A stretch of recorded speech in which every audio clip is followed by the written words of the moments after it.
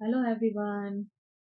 दोस्तों, जब 12वें हाउस के स्वामी जो है वो पंचम हाउस में जाते हैं तो व्यक्ति को जो है वो कई तरीके के जो है बुरे परिणाम या कह लीजिए निगेटिव रिजल्ट जो है वो देखने को मिल सकते हैं। यानी फिफ्थ हाउस जो है वो एजुकेशन का हाउस है, और ऐसे में जो है अगर ट्वेल्थ हाउस जो है वो लॉस का हाउस है, हानि का हाउस है, तो मे बी जो है वो आप एजुकेशन लेने में जो है वो आपको बाधाएं आ सकती हैं। यानी आपकी एजुकेशन बीच में छूट सकती है, आपको किसी अन्य तरीके की परेशानियां आ सकती हैं, स्वास्थ्य के कारण हो सकता है कि आपको एजुकेशन में जो है वो देरी हो जाए कंप्लीट करने में। तो मतलब कई तरीके की मुश्किलें जो है वो आपको एजुकेशन में मिल सकती हैं। साथ ही जो है वो फिफ्थ हाउस जो है वो संतान का भी हाउस है, तो इसलिए संतान के जन्म को लेकर भी परेशानियां आ सकती हैं।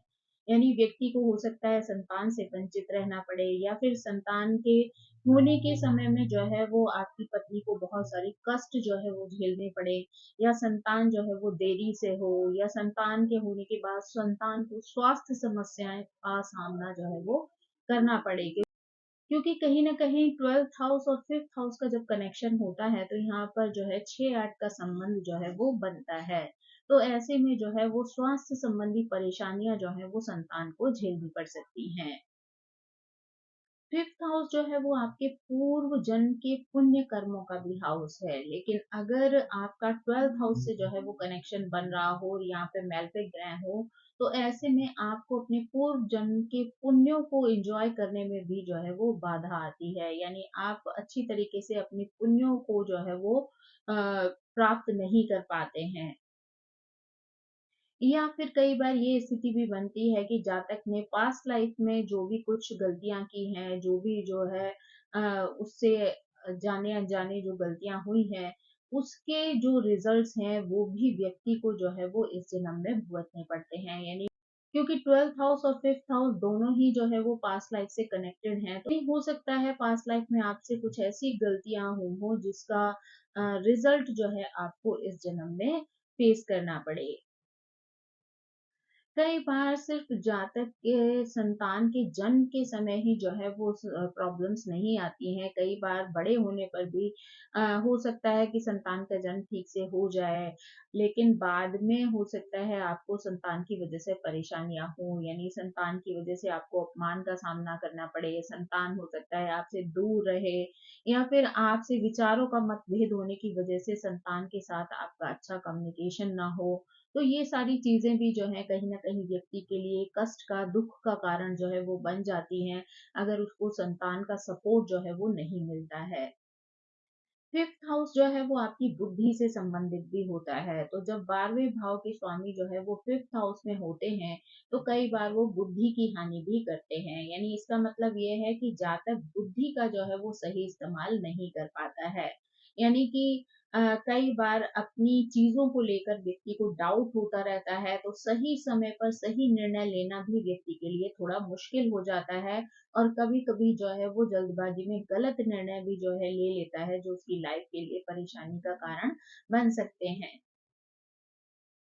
अपनी चीज़ों को लेकर अगर व्यक्ति डाउट में रहता है, तो ऐसे में उसकी स्थिति जो है वो मानसिक तनाव से भी जो है वो भर सकती है। यानी ऐसे में व्यक्ति जो है वो मानसिक तनाव में रह सकता है, क्योंकि जब उसके कार्य जो है वो पूर्ण नहीं होते हैं, या जो कुछ वो डिसीज़न लेता है वो गलत साबित हो जाते हैं, तो ऐसे में व्यक्ति की टेंशन जो है वो बढ़ती चली जाती है, और वो व्यक्ति जो है वो मानसिक तनाव की स्थिति में आ जाता है। डिप्रेशन, एंजाइटी जैसी सिचुएशन जो है वो कई बार उसको फेस करनी पड़ती है। अगर यहाँ पर जो है किसी मेलेफिक ग्रह की दृष्टि पड़ जाए, या किसी ऐसे ग्रह का जो है वो साथ हो जाए जो आपकी बुद्धि का पूरी तरीके से क्षय कर दे, तो ऐसे में आपकी स्थिति मूर्खों जैसी जो है वो हो जाती है। यानी आप बुद्धिहीन टाइप के व्यक्ति हो जाते हैं, जहाँ पर आप कोई भी निर्णय लेने की सामर्थ्य जो है वो नहीं रखते हैं, और जिस वजह से आपको लाइफ के हर मुकाम पर जो है वो परेशानी का सामना करना पड़ता है। फिफ्थ हाउस जो है वो जातक के इमोशन और मानसिकता से भी संबंधित होता है। तो जब 12वें हाउस के स्वामी जो है वो पंचम हाउस में जाते हैं, तो जातक ऐसे में बहुत ज़्यादा संवेदनशील होता है, बहुत ज़्यादा इमोशनल जो है वो हो जाता है। ये स्थिति जो है वो व्यक्ति के ग्रह पर भी निर्भर करती है कि 12th हाउस के लॉर्ड जो है वो आपके लिए कौन से हैं और वो किस तरीके का प्रभाव जो है वो आपके ऊपर डाल रहे हैं। यहाँ पर जातक जो है वो कई बार बहुत ज़्यादा क्रोधित रहने वाला होता है, अत्यंत जो है इमोशनल होता है, कभी-कभी बहुत ज़्यादा अहंकारी भी जो है हो सकता है, जिसकी वजह से जो है व्यक्ति को अपने जीवन में परेशानियाँ आ सकती हैं। तो इस वजह से व्यक्ति अपनी मानसिकता की वजह से भी जो है यहाँ पर कष्ट भुगतता है। यहाँ पर जातक जो है कई बार बहुत ज़्यादा चंचल होता है, बहुत ज़्यादा सोचने वाला होता है, उसकी वजह से भी जो है व्यक्ति जो है बुरी तरीके से प्रभावित रहता है। यानी अनावश्यक सोच के कारण या चिंताओं के कारण जो है व्यक्ति के जीवन में मानसिक तनाव की स्थिति जो है वो बन जाती है। फिफ्थ हाउस जो है वो धार्मिक विश्वास से भी संबंधित होता है और 12वां हाउस जो है वो दान से, धर्म से भी जो है वो जुड़ा हुआ होता है, आध्यात्म से भी जुड़ा हुआ होता है। तो ऐसे में ये स्थिति ये दर्शाती है कि जातक जो है वो धर्म के विश्वासों पर जो है वो बहुत पैसा खर्च करता है। यानी धर्म के नाम पर जो है वो बहुत ज़्यादा जो है वो खर्चे कर देता है, दान आदि करता है, लोगों की सेवा में जो है वो अपना पैसा लगा सकता है, आध्यात्म के क्षेत्र में या साधु संतों पर जो है वो अपना पैसा खर्च कर सकता है। जहाँ तक जो है यहाँ पर स्वयं भी धार्मिक यात्राएँ करता है, साथ साथ ही दूसरों के लिए भी धार्मिक यात्राएँ जो हैं वो अरेंज करता है और उस पर अपना धन भी जो है व्यय कर देता है। 12वें भाव के स्वामी और पंचम भाव के स्वामी की स्थिति अगर अच्छी होती है, तो जातक ऐसे में एक अच्छा आध्यात्मिक व्यक्ति जो है वो हो सकता है, धर्म के मार्ग पर चलने वाला हो सकता है, उसे आध्यात्मिक ज्ञान की प्राप्ति जो है वो हो सकती है। अगर सामान्य रूप से देखा जाए तो व्यक्ति को अपनी शिक्षा में जो है वो बाधाएँ आ सकती हैं, लेकिन यहाँ पर अगर कोई अच्छा ग्रह होता है या किसी अच्छे पॉजिटिव ग्रह की जो है वो युति बन जाती है, तो ऐसे में हो सकता है कि आप अपनी शिक्षा ग्रहण करने के लिए जो है वो विदेश चले जाएँ। यानी आपको विदेशी शिक्षा से जो है वो लाभ हो सकता है, विदेश में रहकर पढ़ने से लाभ हो सकता है। साथ ही विदेशी विषयों पर जो है अगर आप नॉलेज गेन करते हैं तो उसमें भी आपको अच्छी सफलता मिल सकती है। जहाँ तक ज़्यादातर जो है वो ऐसी शिक्षा या ऐसा ज्ञान जो है वो अर्जित करता है जो कि उसके स्थान या उसके परिवेश से संबंधित नहीं होता है और यही चीज़ जो है वो उसके लिए लाभकारी सिद्ध हो सकती है। अगर उन ग्रहों की महादशा आ जाती है और ऐसे में वो ग्रह जो है वो मैल्फिक हैं, तो व्यक्ति कई बार अपना पद या अपनी सत्ता जो है वो खो सकता है, जिसकी वजह से व्यक्ति जो है वो दुखों का सामना कर सकता है। फिफ्थ हाउस और ट्वेल्थ हाउस दोनों ही क्रिएटिविटी का प्रतिनिधित्व करते हैं, तो ऐसे में व्यक्ति बहुत सारे रचनात्मक कार्यों को भी अंजाम दे सकता है, यानी वो मीडिया से, फिल्म से या किसी और कला से जो है वो जुड़कर कार्य कर सकता है, उन कार्यों में संलग्न होकर जो है वो धन कमा सकता है। ये स्थिति ये भी दर्शाती है कि व्यक्ति मीडिया इंडस्ट्री से जो है वो जुड़कर काम कर सकता है, उसे पर्दे के पीछे रहकर कार्य करना जो है वो पसंद होता है, जैसे कि वो एक अच्छा एडिटर हो सकता है या एक अच्छा डायरेक्टर हो सकता है, कोई अच्छा लेखक हो सकता है, जो कि पर्दे के पीछे रहकर ही लोगों की मदद करता है, उन्हें रास्ता दिखाता है, उनको कार्य को सफल करने में जो है वो सपोर्ट करता है। ऐसा व्यक्ति जो है विदेशी पार्टनर को जो है वो अपनी ओर अट्रैक्ट कर सकता है, यानी ऐसे में आपकी विदेश से किसी पार्टनर के साथ संबंध बन सकते हैं, उनको आप अपना लाइफ पार्टनर भी जो है वो बना सकते हैं। ये स्थिति जो है ये भी दर्शाती है कि व्यक्ति विदेश से जुड़ी हुई संस्कृति, शिक्षा आदि से रिलेटेड जो है वो नॉलेज गेन करता है, साथ ही उस नॉलेज को जो है वो दूसरों को भी देने का प्रयास करता है। अगर सामान्य रूप से कहा जाए तो अगर व्यक्ति किसी क्रिएटिव फील्ड से जुड़कर या विदेश में जाकर या अपने जन्म स्थान से दूर जाकर अगर कोई कार्य करता है, तो यही स्थिति जो है वो उसके लिए पॉजिटिव भी साबित हो सकती है, यानी उससे वो धन भी कमा सकता है और मान सम्मान की प्राप्ति भी कर सकता है। इसको इस स्थिति को जो है अगर जानना हो तो पूरे चार्ट का विश्लेषण करना जो है वो ज़रूरी होता है, क्योंकि यहाँ पर ग्रहों की दृष्टि, ग्रहों की युति, ग्रह वक्री हैं या अस्त हैं या किसी तरीके से मेलेफिक ग्रहों का प्रभाव जो है आपको प्रभावित कर रहा है। ये सब चीज़ के बारे में सोचना और जानना जो है वो महत्वपूर्ण होता है। तो अगर यहाँ पर हम इस स्थिति को और भी अच्छे से जो है वो जानना चाहते हैं, तो हमारे लिए इम्पोर्टेंट है कि हम उसे ग्रहों के अनुसार जो है वो समझने का प्रयास करें। तो अगर हम सबसे पहले सूर्य ग्रह के बारे में बात करें, तो यहाँ पर कन्या लग्न की कुंडली होगी। सूर्य जो है वो 12th हाउस के लॉर्ड होंगे, यानी यहाँ पर सिंह राशि होगी और 5वें घर में मकर राशि में जो है वो स्थित होंगे। ये राशि जो है वो इनके लिए शत्रु राशि है। ये स्थिति ये दिखाती है कि व्यक्ति का अहंकार और उसका आत्मविश्वास जो है वो तब विकसित होता है जब वो किसी कला में या अपने करियर में जो है वो कोई क्रिएटिविटी कर पाता है, कुछ नई चीज जो है वो इनोवेट करता है। तो ऐसे में उसका अहंकार जो है वो बढ़ सकता है, साथ ही साथ उसके अंदर कॉन्फिडेंस भी जो है वो आता है। क्योंकि 12th हाउस और 5th हाउस दोनों ही जो है वो क्रिएटिविटी को महत्व देते हैं, उन्हीं का प्रतिनिधित्व करते हैं। तो ऐसे में व्यक्ति अगर किसी क्रिएटिव फील्ड से जुड़ता है, तो वो जो है वो सक्सेस पा सकता है और यहाँ पर उसका कॉन्फिडेंस जो है वो बढ़ सकता है। लेकिन कॉन्फिडेंस के साथ-साथ जो है ऐसा व्यक्ति कई बार अहंकारी भी हो जाता है, जो स्थिति उसके लिए अच्छी नहीं होती। क्योंकि यहाँ पर सूर्य जो है वो अपनी शत्रु राशि में है, तो ऐसी स्थिति जो है वो उनके जीवन में जो है वो थोड़ी देरी लेकर जो है वो आ सकती है, क्योंकि यहाँ पर मकर राशि है जो कि शनि की राशि है और शनि जो है वो चीजें जीवन में देर से देते हैं और कड़ी मेहनत के बाद देते हैं। तो ऐसे में व्यक्ति को जो है अपने जीवन में जो वो चाहता है वो हासिल तो हो जाता है, लेकिन उसके लिए उसको कड़ी मेहनत भी करनी पड़ती है और उसको कार्यों में जो है वो देरी भी देखने को मिल सकती है। ये स्थिति ये भी दिखाती है कि कई बार व्यक्ति की शिक्षा जो है वो उसके कार्य में जो है वो हेल्प नहीं करती है। ऐसे में व्यक्ति को जो है अपनी शिक्षा ग्रहण करने में जो है बाधाएँ आती हैं, कई बार परेशानियों का सामना जो है वो करना पड़ सकता है। साथ ही संतान की बात की जाए तो उसमें भी जो है विलम्ब हो सकता है। यहाँ पर पिता का जो है वो हस्तक्षेप आपके जीवन में रह सकता है, यानी पिता जो है ये डिसाइड कर सकते हैं कि आपको क्या पढ़ना चाहिए, क्या नहीं पढ़ना चाहिए, आपको क्या करना है या क्या नहीं करना है। तो ये इंटरफियरेंस जो है वो आपको परेशानी में डाल सकता है। साथ ही पिता आपके प्रेम संबंधों को लेकर भी इंटरफियर कर सकते हैं, यानी आपके प्रेम संबंधों में भी जो है वो पिता की स्वीकृति जो है वो कई बार आपको नहीं मिलती। इन सभी वजहों की वजह से जो है हो सकता है आपके पिता के साथ जो संबंध हो वो तनावपूर्ण हो, क्योंकि दोनों ही अपनी-अपनी जगह जो है वो बहुत जिद्दी हो सकते हो और इसी वजह से जो है एक-दूसरे की बात जो है एक-दूसरे को सुनना मंज़ूर नहीं होता है। इसी वजह से आपके संबंधों में जो है वो कई बार दूरियाँ बन जाती हैं।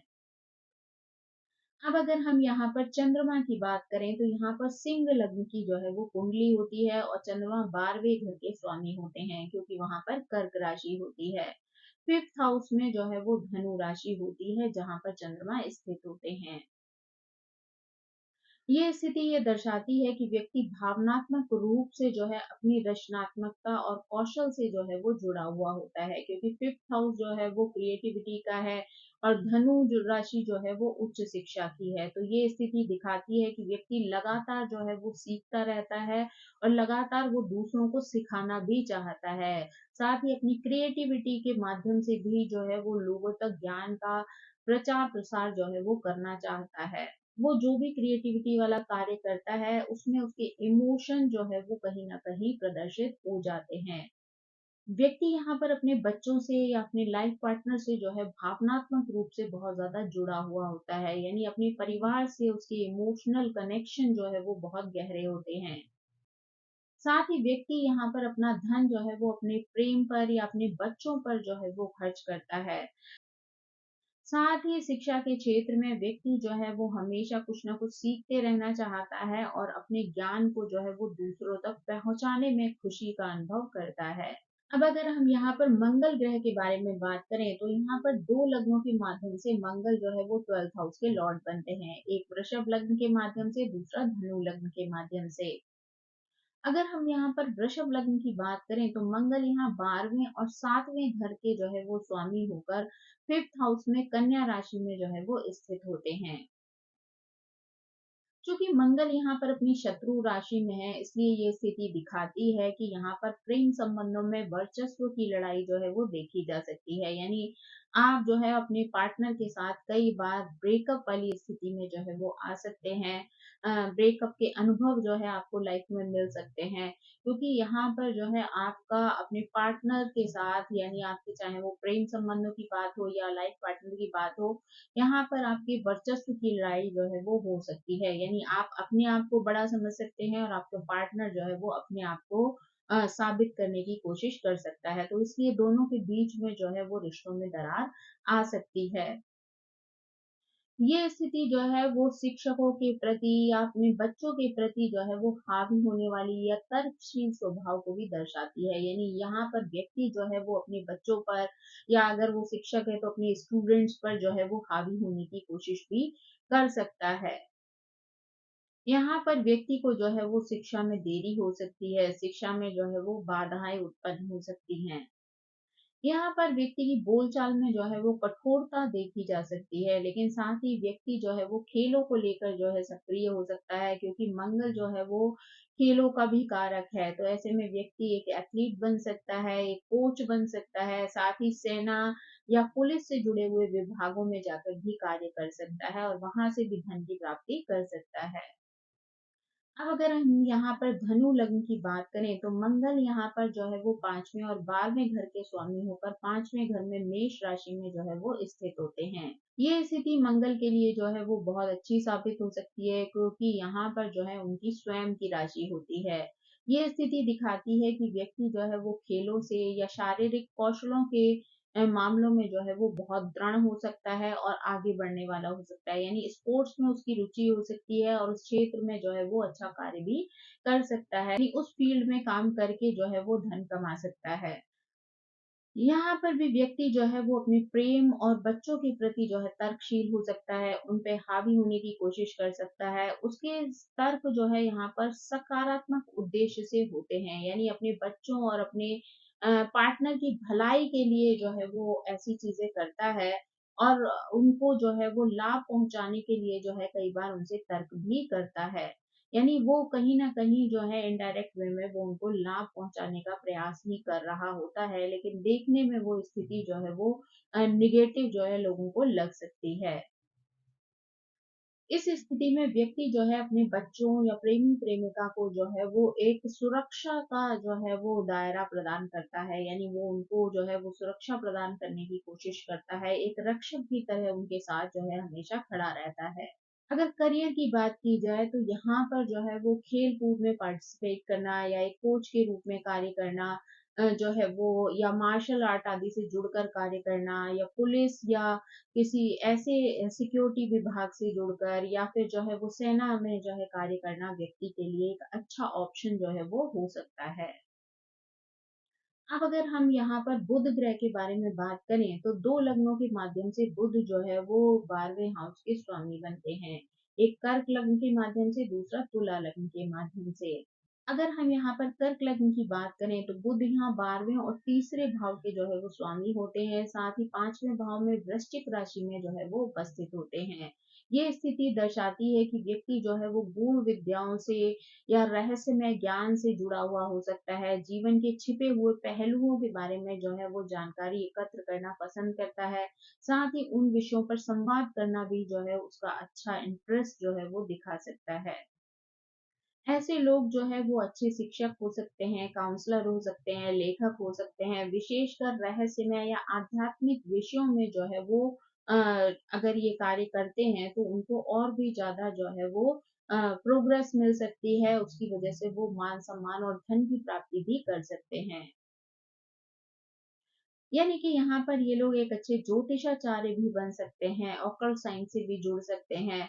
ये लोग जो है वो अपने प्रेमी-प्रेमिका या अपने बच्चों के साथ जो है वो गूढ़ और रहस्यमयी विषयों पर जो है वो संवाद करना पसंद करते हैं। अब अगर हम यहाँ पर तुला लग्न की बात करें तो बुध यहाँ पर 9वें और 12वें भाव के स्वामी होकर 5वें भाव में कुंभ राशि में जो है वो स्थित होते हैं। ये स्थिति ये दर्शाती है कि व्यक्ति अपनी उच्च शिक्षा, आध्यात्मिक ज्ञान, विश्लेषणात्मक क्षमता और संचार कौशल का उपयोग करके समाज को बदलने का जो है वो प्रयास करता है। यानी समाज को बदलने की कोशिश में जो है वो अपनी एनर्जी को लगा देता है। क्योंकि बुध यहाँ पर एक संचार का कारक है, तो ऐसे में व्यक्ति जो है अच्छा लेखक हो सकता है, काउंसलर हो सकता है। अपने लेखन के माध्यम से या काउंसलिंग के माध्यम से समाज में परिवर्तन लाने की जो है वो कोशिश कर सकता है, लोगों को जो है सही गाइडेंस दे सकता है, उनका जो है वो अच्छा मार्गदर्शन कर सकता है। ऐसे लोग जो है वो स्पिरिचुअल काउंसलर भी बन सकते हैं और साथ ही साथ वो एक अच्छे लेखक भी बन सकते हैं। यदि उनकी लेखनी जो है वो लोगों के बहुत ज़्यादा काम आ सकती है, उनको जीवन बदलने में जो है वो सपोर्ट कर सकती है। साथ ही ऐसे लोग जो है वो किसी बड़ी संस्था में विश्लेषण और विवरण से संबंधित कार्य करने में भी संलग्न हो सकते हैं। अब अगर हम यहाँ पर शुक्र ग्रह की बात करें तो यहाँ 2 लग्नों के माध्यम से शुक्र जो है वो 12th हाउस के लॉर्ड बनते हैं। एक मिथुन लग्न के माध्यम से, दूसरा वृश्चिक लग्न के माध्यम से। अगर हम यहाँ पर मिथुन लग्न की बात करें तो शुक्र यहाँ 12वें और 5वें भाव के स्वामी होकर 5वें भाव में तुला राशि में जो है वो स्थित होते हैं। ये स्थिति स्पष्ट रूप से दिखाती है कि व्यक्ति जो है वो बहुत ज्यादा क्रिएटिव हो सकता है, कला मीडिया के क्षेत्र से जुड़ सकता है, साथ ही प्रेम संबंधों में रुचि रखने वाला होता है। ऐसा व्यक्ति अपनी क्रिएटिविटी या अपने कौशल को विकसित करने में जो है वो बहुत ज्यादा इंटरेस्टेड रहता है। अपने इंटरेस्ट के क्षेत्रों में करियर बनाना जो है वो उसे पसंद होता है, उस चीज के लिए जो है वो बहुत ज्यादा एफर्ट भी डालता है। ये स्थिति ये भी दर्शाती है कि व्यक्ति अपने प्रेम के प्रति जो है वो बहुत ज्यादा समर्पित होता है। उनका विदेश के व्यक्तियों के साथ भी जो है वो संबंध हो सकता है, विदेश के लोगों के साथ उनके कनेक्शंस जो है वो बन सकते हैं। साथ ही ये एक उत्तम स्थिति है क्योंकि शुक्र यहाँ पर अपनी ही राशि में मौजूद है, तो इसलिए व्यक्ति को जो है वो अपनी क्रिएटिविटी से धन कमाने के रास्ते भी जो है वो बन सकते हैं। अगर हम यहाँ पर जो है वो वृश्चिक लग्न की बात करें तो शुक्र यहाँ 7वें और 12वें घर के जो है वो स्वामी होकर 5वें घर में मीन राशि में जो है वो बैठते हैं, जहां पर वो उच्च के हो जाते हैं। ये एक बेहतर स्थिति जो है वो व्यक्ति के लिए हो सकती है क्योंकि यहाँ शुक्र जो है वो मीन राशि में उच्च के हैं। ये यहाँ पर शुक्र के फल जो है वो कई गुना बढ़ जाते हैं, यानी व्यक्ति जो है वो अपनी क्रिएटिविटी से धन भी कमाता है ना। आध्यात्म के क्षेत्र में भी जो है वो व्यक्ति जा सकता है, सेवा के क्षेत्र में भी जा सकता है, यानी किसी मेडिकल साइंस से जुड़ा हुआ कार्य भी कर सकता है क्योंकि शुक्र जो है वो सेवा को भी बताते हैं। तो व्यक्ति किसी ऐसे फील्ड में भी जो है वो एजुकेशन ले सकता है। शुक्र जो है वो धन का कारक है। इस स्थिति में जो है वो अपनी क्रिएटिविटी, कला, मीडिया जो है उसके माध्यम से भी धन कमाने को दर्शाती है। शुक्र यहाँ पर 7वें घर के भी स्वामी है, तो ये स्थिति जो है ना केवल लव मैरिज को दर्शाती है बल्कि व्यक्ति जो है वो विदेश में जो है वो अपना जीवन साथी ढूंढ सकता है, यानी किसी विदेशी के साथ भी शादी हो सकती है और हो सकता है कि आपका लाइफ पार्टनर जो है वो विदेश में निवास करता हो।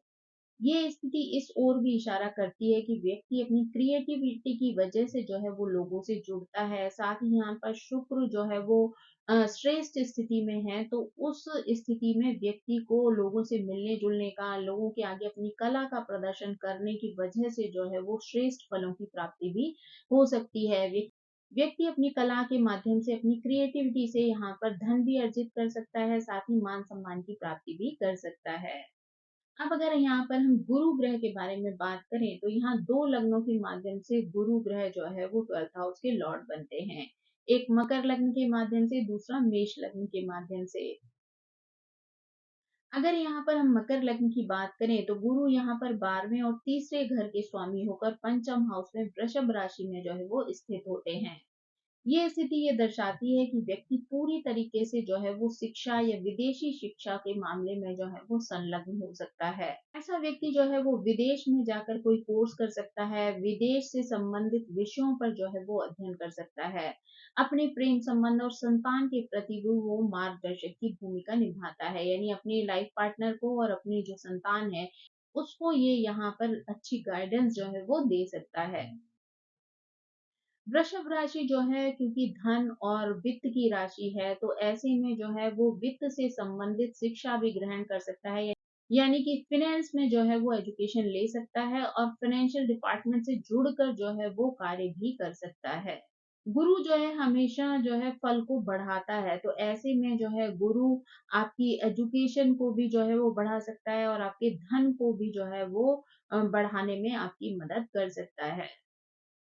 ऐसा व्यक्ति जो है वो पूरी तरीके से शिक्षा प्रधान होता है और शिक्षण के माध्यम से जो है वो धन कमा सकता है, अपने ज्ञान का प्रचार प्रसार कर सकता है। चीजों को जो है वो हमेशा सीखते रहना ऐसे व्यक्ति को पसंद होता है और अपनी चीजों को सीख कर दूसरों तक पहुंचाने का कार्य भी ये व्यक्ति अच्छे से करता है। अब अगर हम जो है वो मेष लग्न की बात करें, तो यहाँ पर गुरु जो है वो 9वें और 12वें भाव के स्वामी होकर 5वें भाव में सिंह राशि में जो है वो स्थित होते हैं। ये एक बेहतर स्थिति मानी जा सकती है, क्योंकि गुरु यहाँ पर सिंह राशि में स्थित है।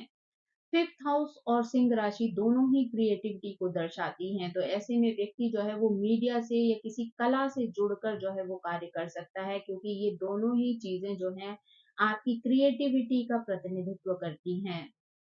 और गुरु यहाँ चीज़ों का विस्तार भी करता है, तो डे बाय डे वो आपकी कला को भी जो है वो बढ़ाता है। इसकी वजह से जो है आप नेम, फेम और धन की प्राप्ति भी कर सकते हैं। यहाँ पर व्यक्ति की क्रिएटिविटी भी जो है डे बाय डे बढ़ती जाती है, जिसका प्रभाव जो है वो उसके जीवन पर भी पड़ता है। क्योंकि यहाँ पर व्यक्ति बहुत ज़्यादा क्रिएटिव होता है, इसलिए अपने रचनात्मक कार्यों को ही वो करियर के रूप में जो है वो चुन लेता है। साथ ही जो है वो लोगों का मार्गदर्शक भी जो है वो बन सकता है, लोगों को सही गाइडेंस दे सकता है। क्रिएटिविटी के क्षेत्र में भी लोगों को आगे बढ़ने की प्रेरणा दे सकता है, उन्हें प्रोत्साहित जो है वो कर सकता है। अब अगर हम यहाँ पर शनि ग्रह की बात करें, तो कुंभ लग्न और मीन लग्न के माध्यम से शनि जो है वो 12th हाउस के लॉर्ड होकर जो है 5th हाउस में बैठते हैं। ये स्थिति ये दर्शाती है कि व्यक्ति का पढ़ाई या शिक्षा को लेकर जो है वो बहुत ज्यादा गंभीर दृष्टिकोण होता है। ये व्यक्ति जो है वो शिक्षा को अपना कर्तव्य या अपनी जिम्मेदारी जो है वो मान सकता है। इस मामलों में जो है वो मौज मस्ती करने में जो है कई बार पीछे छूट जाता है, यानी वो इतना ज्यादा जो है वो अपनी एजुकेशन को महत्व देता है, इतना ज़्यादा सीरियस होता है उन चीज़ों को लेकर कि जो है बहुत ज़्यादा एंटरटेनमेंट वाली चीज़ों को जो है वो कई बार पीछे छोड़ देता है। ये स्थिति ये भी दर्शाती है कि व्यक्ति अगर कम उम्र में जो है वो शादी कर लेता है या कोई रिश्ता बना लेता है, तो ऐसे में उसके संबंधों में तनाव की स्थिति भी आ सकती है और वो रिश्ते जो है वो कई बार जल्दी ही टूट भी जाते हैं, क्योंकि वहां पर जो है वो मैच्योरिटी देखने को नहीं मिलती। यानी ये व्यक्ति तो स्वयं इतना मैच्योर होता है, साथ ही उसको एंटरटेनमेंट बहुत ज्यादा पसंद नहीं होता, चीजों को लेकर वो बहुत सीरियस होता है। तो कई बार सामने वाले पार्टनर को उसकी ये आदतें जो है वो पसंद नहीं आती हैं, उसका स्वभाव पसंद नहीं आता है, या ये चीजें जो है जल्दी ही पार्टनर को बोर कर देती हैं, इस वजह से भी वो रिश्ता जो है वो टूटने की कगार पर आ जाता है। तो ऐसे में व्यक्ति को यही सलाह दी जाती है कि अगर वो 30 साल के बाद जो है विवाह करता है, तो वो उसके लिए कारगर साबित हो सकता है, क्योंकि तब तक जो है वो 30 साल की उम्र तक सामने वाले पार्टनर में भी जो है वो मैच्योरिटी की स्थिति जो है वो आ जाती है, तो वो आपके उस स्वभाव को समझ सकता है, आपकी चीज़ों को जो है वो महसूस कर सकता है, आपके साथ जो है वो सामंजस्य बिठाने की जो है वो कोशिश कर सकता है, तो उससे आपके रिश्तों में जो है वो स्टेबिलिटी आ सकती है। शनि जो है वो यहाँ पर कई बार आपके लॉन्ग टर्म रिलेशनशिप को भी जो है वो तोड़ने की स्थिति में डाल सकता है, यानी कई बार जो है आपके प्रेम संबंध जो है यहाँ पर टूट सकते हैं, और जब वो टूटते हैं तो आपको काफी तकलीफ दे सकते हैं, यानी उसकी वो तकलीफ जो है वो आपको कई बार लंबे समय तक जो है वो दर्द में डाल सकती है। क्योंकि फिफ्थ हाउस जो है वो आपके रोमांस का है और 12th हाउस जो है वो हानि का है ना? तो ऐसे में हो सकता है आपको लंबे समय वाले जो प्रेम है उसमें जो है वो तकलीफ हो या किसी तरीके का नुकसान हो उसकी वजह से। यहाँ पर शनि की जो तीसरी दृष्टि है वो भी जो है वो 7th हाउस पर होती है, तो जिसकी वजह से विवाह में जो है वो देरी हो सकती है। इस कारण जो है वो संतान प्राप्ति में भी देरी हो सकती है, यानी कुल मिलाकर कहा जाए तो ये स्थिति जो है वो व्यक्ति के जीवन में जो है वो कई तरीके की कठिनाइयों को जो है वो शामिल कर सकती है, जिसकी वजह से जो है वो व्यक्ति अपने जीवन के जो एन्जॉय करने वाले पल हैं, उनको जो है वो पीछे छोड़ देता है या उनको जो है ढंग से एन्जॉय नहीं कर पाता है। लेकिन लगभग 30 साल की आयु के बाद जो है इन चीज़ों में परिवर्तन होना शुरू होता है। आप भी जीवन की असलियत को जो है वो समझना प्रारंभ करते हैं और उसके अनुसार जो है वो अपने आप को ढालने की कोशिश करते हैं। साथ ही अगर आपका लाइफ पार्टनर है तो वो भी जो है वो मैच्योर स्थिति में होता है, तो वो आपको अच्छे से समझने का प्रयास कर सकता है। यहाँ पर जो है कई बार ऐसा भी हो सकता है कि आपको जो है एजुकेशन लेने में जो है वो देरी हो जाए या कई बार आपको अपनी कक्षा को जो है वो दोहराना भी जो है पड़ सकता है। ऐसा व्यक्ति जो है वो शिक्षा के क्षेत्र में, कानून के क्षेत्र में या सरकार के क्षेत्र में अपना करियर बना सकता है या फिर वो किसी क्रिएटिव फील्ड को जो है वो अपने करियर के रूप में चुन सकता है। और ये स्थिति जो है वो लगभग 30 साल के बाद जो है वो व्यक्ति के जीवन में शामिल होती है। तो कुल मिलाकर अगर कहा जाए तो यहाँ अगर 12th हाउस के लॉर्ड होकर शनि जो है 5th हाउस में होते हैं, वो चीज़ों में डिले देते हैं, लेकिन कई बार वो चीज़ें स्थिरता लेकर आती हैं और उनकी उस कठिनाइयों से आप जीवन में जो कुछ सीखते हैं, वो आपके अनुभव ही जो है आपको आगे बढ़ने में मदद कर सकते हैं। तो दोस्तों ये थी जो है वो 12th हाउस के लॉर्ड जब 5th हाउस में जाते हैं, तो किस तरीके से व्यक्ति के जीवन को प्रभावित कर सकते हैं। आई होप आपको ये जानकारी पसंद आई होगी। Thank you so much. मेरी आप सभी से रिक्वेस्ट है कि प्लीज मेरे चैनल को सब्सक्राइब करें, लाइक करें, शेयर करें और कमेंट करके इसी तरह मुझे प्रेरित करते रहें। So thank you so much. Bye bye.